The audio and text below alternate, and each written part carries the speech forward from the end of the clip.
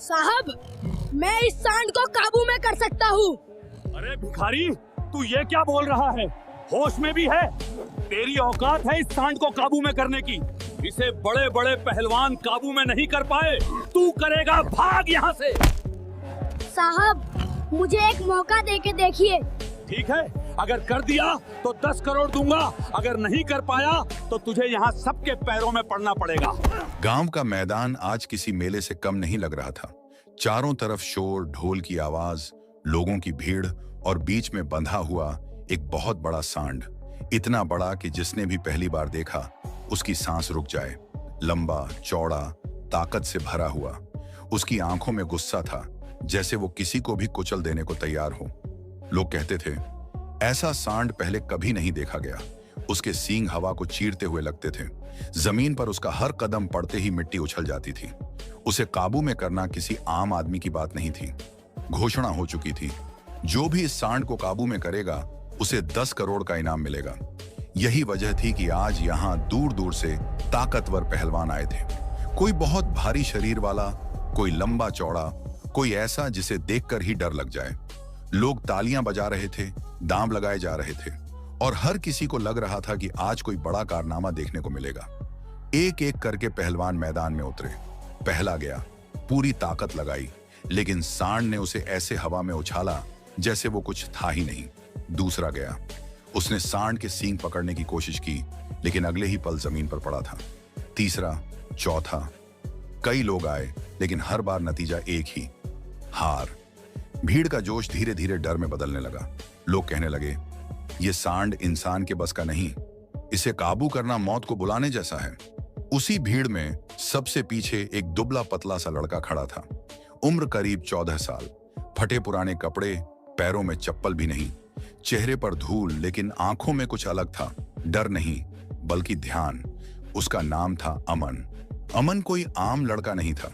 वो गांव की गलियों में घूम घूम कर खाली बोतलें और प्लास्टिक बटोरता था। दिन भर मेहनत करता, शाम को उन्हें बेचता और जो थोड़े बहुत पैसे मिलते उनसे घर चलता। घर, अगर उसे घर कहाँ जा सके। एक छोटी सी टूटी फूटी झुग्गी, छत से पानी टपकता, दीवारें कभी भी गिर सकती थीं। उसी झुग्गी में उसकी माँ रहती थी, बहुत बीमार, अक्सर खांसती रहती, बिस्तर से उठ भी नहीं पाती थी। अमन के पिता, वो तो बहुत पहले चले गए थे। जब अमन सिर्फ 8 साल का था, तब एक हादसे में उसके पिता की मौत हो गई थी। उस दिन के बाद से अमन की जिंदगी बदल गई थी। खेलना, हंसना, बचपन सब खत्म हो गया था। लेकिन उसके पिता की एक चीज आज भी उसके साथ थी, यादें। उसके पिता जानवरों को काबू में करने में बहुत माहिर थे।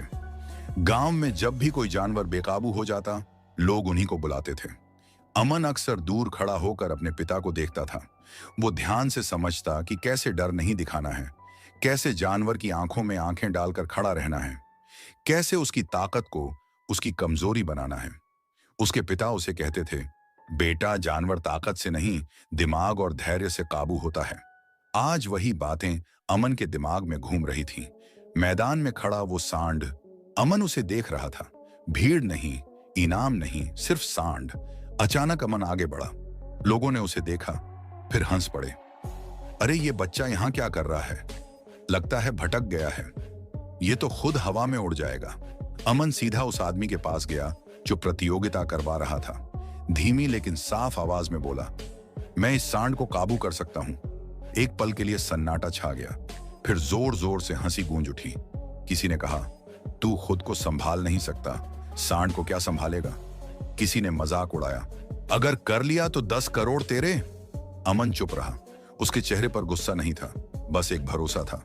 वो जानता था, ये सिर्फ इनाम की लड़ाई नहीं है, ये उसकी मां की जिंदगी की लड़ाई है। भीड़ में शोर था, लेकिन अमन के कानों में बस एक ही आवाज गूंज रही थी, उसके पिता की। डर दिखाया तो हार गया। और यहीं से शुरू होती है अमन की असली कहानी। अमन के सामने खड़ी भीड़ अब हंस रही थी। किसी के लिए वो एक तमाशा था, किसी के लिए समय पास।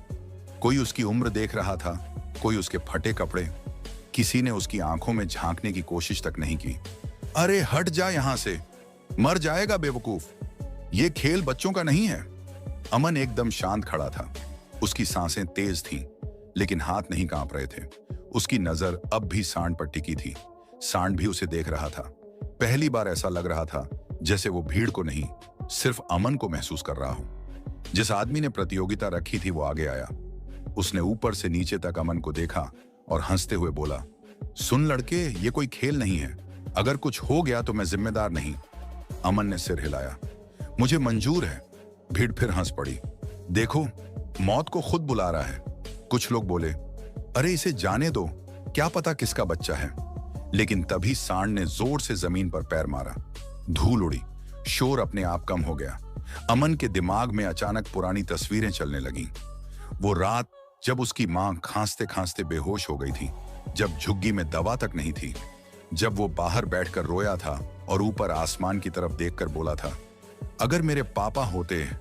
उसने आंखें बंद की एक पल के लिए, फिर आंखें खोली। अब वो बच्चा नहीं था, अब वो सिर्फ अमन नहीं था, अब वो अपने पिता की सीख था। उसे सांड के पास जाने की इजाजत मिल गई। लोग पीछे हट गए। किसी की हंसी अब डर में बदल चुकी थी। अमन धीरे धीरे आगे बढ़ा। कोई जल्दबाजी नहीं, कोई ताकत दिखाने की कोशिश नहीं। सांड ने अचानक सिर उठाया, जोर से आवाज की ओर आगे बढ़ा। भीड़ में चीख निकल गई, लेकिन अमन नहीं रुका। उसे याद आया, जानवर को सीधा मत देख, पहले उसकी चाल समझ। अमन थोड़ा साइड में हुआ। उसने खुद को छोटा दिखाया, कमजोर नहीं। सांड ने हमला किया। एक पल के लिए लगा सब खत्म, लेकिन अमन जमीन पर लुढ़क गया, मिट्टी से भरा, सांस फूलती हुई। भीड़ बोली, हो गया, अब उठेगा नहीं। अमन उठा। उसके घुटनों से खून निकल रहा था, हाथ छिल गया था, लेकिन उसकी आंखों में डर नहीं था। अब सांड भी थोड़ा रुका। वो हैरान था। पहले जितने लोग आए थे सब सीधे ताकत से भिड़े थे, लेकिन ये लड़का, ये अलग था। अमन धीरे धीरे सांड के पास गया। उसकी सांसें अब सांड की सांसों के साथ चल रही थीं। उसने सांड के शरीर को महसूस किया, उसकी गर्मी, उसकी ताकत। और तभी अमन को मौका दिखा। उसने सांड के सींग नहीं पकड़े, ना ही उसके सामने गया। वो उसके पास गया, जहां सबसे कम लोग जाते हैं, पीछे से। सांड बौखला गया, जोर से उछला। अमन हवा में उठा, लेकिन गिरा नहीं। उसके हाथ अब सांड के शरीर से चिपके थे। उसकी पकड़ मजबूत थी। भीड़ अब खामोश थी, कोई सांस नहीं ले रहा था। अमन के कानों में अपने पिता की आवाज गूंजी, जब जानवर थकने लगे तब उसे रास्ता दिखाओ, जंग नहीं। अमन ने जोर नहीं लगाया, उसने बस खुद को संभाले रखा। मिनट बीतते गए, सांड की ताकत कम होने लगी, उसकी चाल धीमी हुई। अमन ने धीरे धीरे अपनी पकड़ बदली। उसने सांड को मोड़ दिया। अब सांड जमीन पर बैठ गया। पूरा मैदान सन्न। एक पल, दो पल, फिर किसी ने चिल्लाया, बैठ गया। अमन ने सांड को पूरी तरह काबू में कर लिया था। उसने सांड के सिर पर हाथ रखा, जैसे कोई अपने दोस्त को शांत करता है। भीड़ फट पड़ी। कोई तालियां बजा रहा था, कोई रो रहा था, कोई यकीन नहीं कर पा रहा था। अमन जमीन पर बैठ गया। थकान से उसकी सांस टूट रही थी, लेकिन उसके चेहरे पर एक छोटी सी मुस्कान थी। उसने आसमान की तरफ देखा, मन ही मन बोला, पापा, हो गया। और तभी उसे याद आई उसकी मां। अब कहानी सिर्फ जीत की नहीं थी, अब कहानी थी उस इनाम की जो एक मां की सांसों से जुड़ा था। मैदान में शोर अब भी गूंज रहा था, तालियां, चीखें, नाम पुकारने की आवाजें। लेकिन अमन को कुछ सुनाई नहीं दे रहा था। वो वहीं जमीन पर बैठा था, सांसें समेटता हुआ। शरीर थक चुका था, लेकिन मन अभी भी उसी पल में अटका था जब सांड उसके सामने बैठ गया था। कुछ लोग उसके पास आए। किसी ने उसके कंधे पर हाथ रखा, किसी ने पानी दिया। पहली बार किसी ने उसे ऐसे देखा था जैसे वो कोई भिखारी नहीं, बल्कि कोई हीरो हो। जिस आदमी ने प्रतियोगिता रखी थी वो आगे आया। उसके चेहरे पर हैरानी थी, लेकिन आंखों में कुछ और भी था, सोच। उसने ऊंची आवाज में कहा, सबने अपनी आंखों से देखा है, इस लड़के ने सांड को काबू में कर लिया है। भीड़ ने फिर से शोर मचाया, इनाम दो, 10 करोड़ दो। अमन धीरे धीरे खड़ा हुआ। उसके पैर कांप रहे थे, लेकिन दिल मजबूत था। उस आदमी ने अमन को पास बुलाया। नाम क्या है तेरा? अमन। और उम्र? 14 साल। यह सुनते ही फिर से हलचल मच गई। इतना छोटा, कमाल है। लेकिन तभी उस आदमी का चेहरा थोड़ा सख्त हो गया। उसने कहा, सुन अमन, नियम यह है कि इनाम उसी को मिलेगा जो प्रतियोगिता की शर्तों पर खरा उतरे। अमन ने पूछा, मैंने सांड काबू में कर लिया, फिर? वो आदमी थोड़ी देर चुप रहा, फिर बोला, तू नाबालिग है, भीड़ में सन्नाटा छा गया। तो किसी ने पूछा, तो नियम के हिसाब से सीधे पैसे देना आसान नहीं है? अमन का दिल जोर से धड़कने लगा। उसके हाथ अपने आप मुट्ठी बन गए। उसने धीमी आवाज में पूछा, तो मेरी मां का इलाज? वो आदमी चुप हो गया। अमन को लगा जैसे उसके पैरों के नीचे से जमीन खिसक गई हो। अभी अभी जो उम्मीद जगी थी वो टूटने लगी। भीड़ में कुछ लोग बोले, अरे ये क्या बात हुई, जीत तो इसने हासिल की है। लेकिन कुछ लोग बोले, नियम तो नियम है। अमन ने पहली बार सिर झुकाया। उसकी आंखों के सामने उसकी मां का चेहरा घूम गया। वो कमजोर शरीर, वो खांसी, वो रातें जब वो दर्द से कराहती थी। उसने हिम्मत करके कहा, मुझे पूरे पैसे नहीं चाहिए। सब चौंक गए। उसने आगे कहा, बस इतना दे दीजिए कि मेरी मां का इलाज हो जाए। भीड़ में खामोशी छा गई। उस आदमी ने अमन को ध्यान से देखा। अब उसकी आंखों में शक नहीं था, कुछ और था, शायद इज्जत। उसने कहा, तू बहुत बड़ा दिल रखता है लड़के, लेकिन मामला इतना आसान नहीं था। कुछ देर बाद कागज पत्थर की बात होने लगी। लोग आपस में फुसफुसाने लगे। समय बीतता जा रहा था। अमन को वहां खड़े खड़े घबराहट होने लगी। अचानक उसे ख्याल आया, अगर ये सब बेकार गया तो? वो दौड़ता हुआ अपनी झुग्गी की तरफ गया। अंदर उसकी मां लेटी थी, सांस भारी थी, आंखें बंद। अमन उसके पास बैठ गया। उसने मां का हाथ पकड़ा। मां, मैं जीत गया हूं, उसने धीमे से कहा। मां ने आंखें खोली। कमजोर सी मुस्कान आई। मुझे पता था, मां बोली, तेरे पापा तुझ में हैं। अमन की आंखों से आंसू गिर पड़े। मां, अगर पैसे नहीं मिले तो? उसकी आवाज टूट गई। मां ने उसका हाथ दबाया। बेटा, तूने कोशिश की, यही काफी है। लेकिन अमन के लिए यह काफी नहीं था। अगले दिन फिर बुलावा आया। अमन फिर वहां पहुंचा। इस बार माहौल बदला हुआ था। भीड़ कम थी, लेकिन नजरें ज्यादा गंभीर। उस आदमी ने कहा, हमने फैसला किया है। अमन की सांस रुक गई। तेरी जीत को कोई नहीं झुठला सकता, इनाम तेरा है।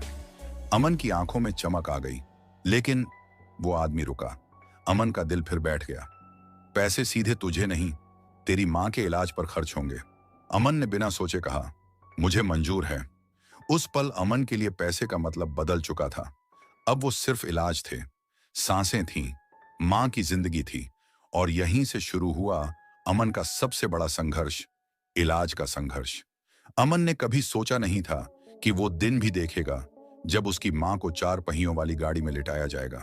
झुग्गी से बाहर निकलते वक्त मां की आंखें बंद थीं, सांस बहुत हल्की चल रही थी। अमन उसका हाथ थामे बैठा था, जैसे अगर उसने छोड़ा तो मां कहीं दूर चली जाएगी। रास्ते भर अमन कुछ नहीं बोला, बस मां का हाथ पकड़े रहा। अस्पताल की बड़ी बड़ी दीवारें देखकर अमन सहम गया। उसे लगा जैसे ये जगह उसके जैसे लोगों के लिए बनी ही नहीं है। सफेद कपड़े पहने लोग, तेज रोशनी, मशीनों की आवाज, सब कुछ उसे डरावना लग रहा था। मां को अंदर ले जाया गया। अमन बाहर बेंच पर बैठ गया। पहली बार उसे एहसास हुआ कि असली लड़ाई अब शुरू हुई है। घंटे बीतते गए, कोई खबर नहीं। अमन की आंखें दरवाजे पर टिकी थीं। हर बार जब कोई बाहर आता, उसका दिल जोर से धड़कने लगता। उसे अपने पिता की याद आ रही थी। जब भी वो डरता था, पिता उसका सिर सहलाकर कहते थे, बेटा, मर्द वो नहीं जो डरता नहीं, मर्द वो है जो डर के सामने भी खड़ा रहता है। आज अमन खड़ा था, अकेला। रात हो गई। अस्पताल की बेंच पर बैठा अमन झपकियां लेने लगा, लेकिन हर झपकी डर से टूट जाती। उसे लगा जैसे मां उसे पुकार रही हो। वो उठकर कोने में चला गया। पहली बार उसने आंखें बंद करके कुछ मांगा, अगर कुछ अच्छा किया हो मैंने, अगर सच में पापा मुझे देख रहे हों, तो मेरी मां को बचा लेना। सुबह होने से पहले डॉक्टर बाहर आए। अमन दौड़कर उनके पास गया। मेरी मां, डॉक्टर ने गंभीर आवाज में कहा, हालत बहुत नाजुक है, ऑपरेशन जरूरी है। अमन का दिल बैठ गया। पैसे, डॉक्टर ने कहा, उसकी चिंता मत करो। अमन की आंखों से आंसू बहने लगे। वो जानता था, अगर वो सांड के सामने नहीं खड़ा होता तो आज ये शब्द सुनने को नहीं मिलते। ऑपरेशन शुरू हुआ। अमन बाहर फर्श पर बैठ गया। उसके कपड़े अब भी फटे थे, लेकिन उसकी आत्मा मजबूत थी। हर सेकंड भारी लग रहा था। वो दीवार को देखता, फिर छत को, फिर आंखें बंद कर लेता। उसे लगा जैसे वक्त रुक गया हो। कई घंटे बाद दरवाजा खुला। डॉक्टर बाहर आए। अमन उठकर खड़ा हुआ। उसकी टांगें कांप रही थीं। डॉक्टर ने कहा, ऑपरेशन सफल रहा है। अमन वहीं बैठ गया। जैसे किसी ने उसकी सारी ताकत निकाल ली हो। उसकी आंखों से आंसू बह रहे थे, लेकिन ये खुशी के थे। कुछ देर बाद उसे मां से मिलने दिया गया। मां की आंखें बंद थीं, लेकिन चेहरा शांत था। अमन ने धीरे से उसका हाथ पकड़ा। मां, मैं हूं। मां की उंगलियां हिली। एक हल्की सी मुस्कान आई। उस पल अमन को लगा वो 10 करोड़ से भी अमीर है। दिन बीतने लगे। मां की हालत धीरे धीरे सुधरने लगी। अमन रोज उसके पास बैठता, कभी उसे पानी पिलाता, कभी कहानी सुनाता। एक दिन मां ने कमजोर आवाज में पूछा, अमन, तू डर तो नहीं गया था ना? अमन मुस्कुराया, नहीं मां, आपने सिखाया था ना, हार मानना पाप है। मां की आंखें भर आईं। कुछ दिन बाद छुट्टी मिल गई। जब वो बाहर निकले, अमन ने आसमान की तरफ देखा। आज पहली बार उसे लगा जिंदगी उसे थोड़ा सा मुस्कुरा रही है, लेकिन उसे नहीं पता था अभी कहानी का आखिरी और सबसे बड़ा मोड़ बाकी है। अस्पताल से बाहर निकलते वक्त अमन ने मां का हाथ पकड़ा हुआ था। मां अब धीरे धीरे चल पा रही थी। चेहरे पर कमजोरी थी, लेकिन आंखों में जिंदगी लौट आई थी। अमन हर कदम पर उसे संभाल रहा था, जैसे अब वो ही उसका सहारा हो। झुग्गी में वापस आकर सब कुछ वैसा ही था। टूटी छत, पुरानी दीवारें, वही तंगी, लेकिन इस बार एक फर्क था। अब इस झुग्गी में डर नहीं था। मां बिस्तर पर बैठी थी। अमन उसके पास बैठा था।